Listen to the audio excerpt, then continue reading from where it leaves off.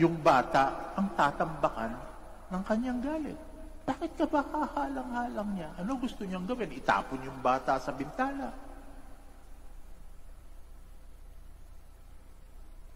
O kaya naman, yung mga may edad na dapat sanang magpakain dun sa bata, kasama ang palad, hindi makapagtrabaho, hindi malamang kung saan kukuha ng pakakain dun sa mga anak. Anong gagawin? Sasabihin doon sa bata, hoy, malaki ka na. Biglang lumaki yung bata. Kaya dito sa Pilipinas, alam niyo, halos walang bata kasi maliliit pa, pinatanda na Palalabasin na yan. Sige, magtrabaho na kayo. Kaya ang dami mong nakikitang palisaw-lisaw ng mga bata sa lansangan. Ano ang ginagawa? Para pakainin. Yung dapat sanang nagpapakain sa kanila. Wala akong sinisisi. Baka hindi yung mga magulang sapagkat walang pagkakataong magtrabaho. Maaaring tayo lahat sa lipunan ng may kasalanan yan. Pero ang bagsak ng sisi, doon sa bata. Hala, matanda ka na, malaki ka na. Maghanap buhay ka na.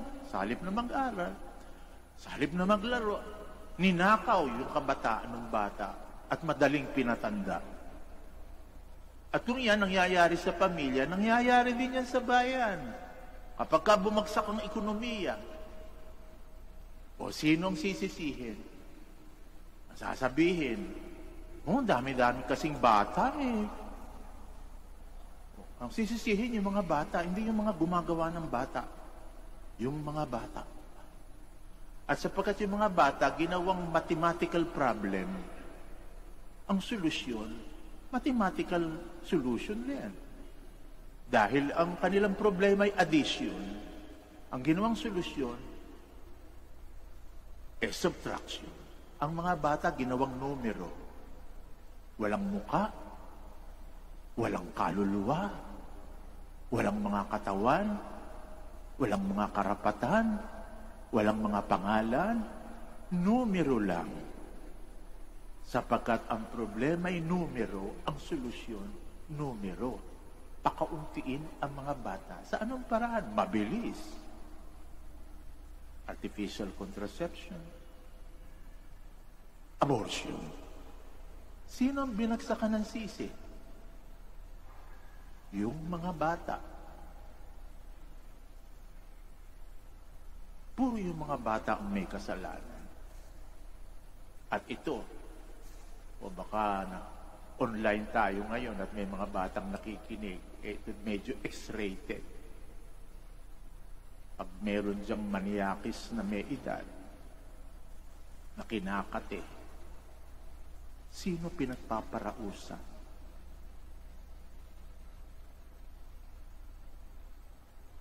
Mga bata. Ang mga bata ang bagsakan ng sisi. Scapegoat. Kaya yung mga batang yan, tumatangis sa langit. At hindi bingi ang Diyos na makinig sa pagtangis ng mga bata. Kaya sino kukuko at magtatanggol sa mga bata? Di ang Diyos na rin.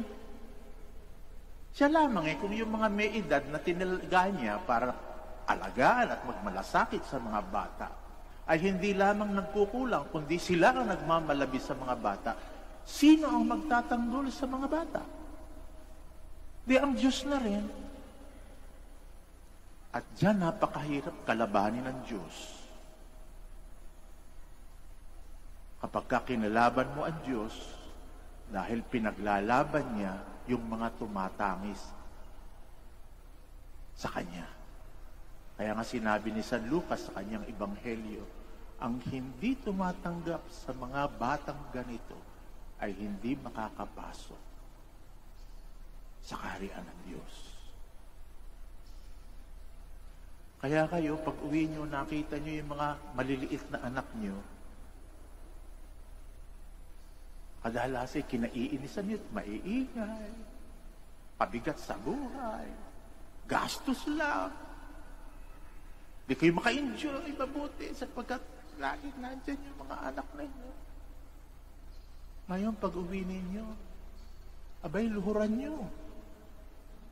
At sabihin nyo, ito ang aking kaligtasan. Sapagkat pag inalagaan at pinagmalasakitan ninyo ang mga batang yan, yan ang magiging pasaporte nyo pagpasok nyo sa langit. Kung paano nyo sila pinalaki, kung paano nyo sila inibig, kung paano nyo sila kinupko, alang-alang sa Diyos. Makibata,